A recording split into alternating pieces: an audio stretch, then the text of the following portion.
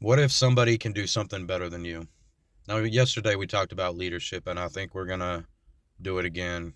Today I was drawn to Deuteronomy 3. Everybody always said Moses had an anger problem, but you'll find yourself in the first three chapters of Deuteronomy seeing that Moses is training up Joshua. And he's training up Joshua through God to, be this great commander, lead the men in faith. He obviously had a lot of faith in God out of everybody else. Having faith in a time where there was not a lot of faith.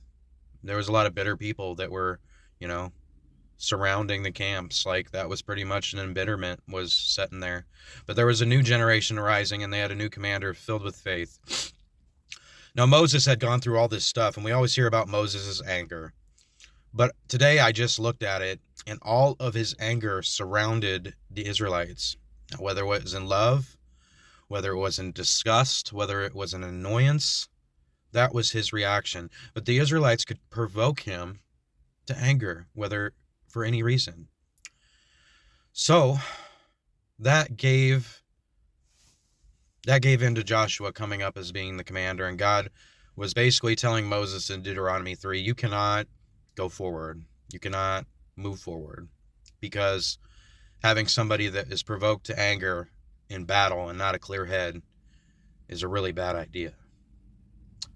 So we see Moses still training Joshua up and accepting that he will not be able to move forward.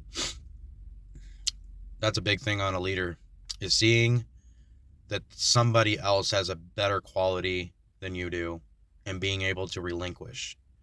Being able to relinquish and build on the next generation, that's something. That is something huge.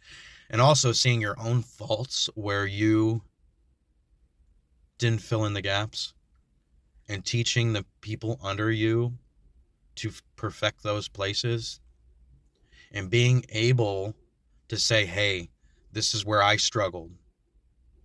That's true leadership. That's true leadership. Joshua was asked to do some crazy stuff. He was going against giants. He was going against vampire type races. I mean, it was straight up Lord of the Rings going on there, And God's like, hey, you got too many men. Let's do a little lesser. I mean, if I'm fighting giants and vampires, I might want a lot of men.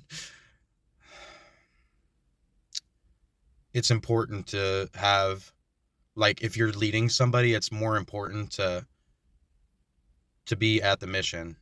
It's more important to be focusing on what the actual mission is. And the mission, of course, is always people, God and people.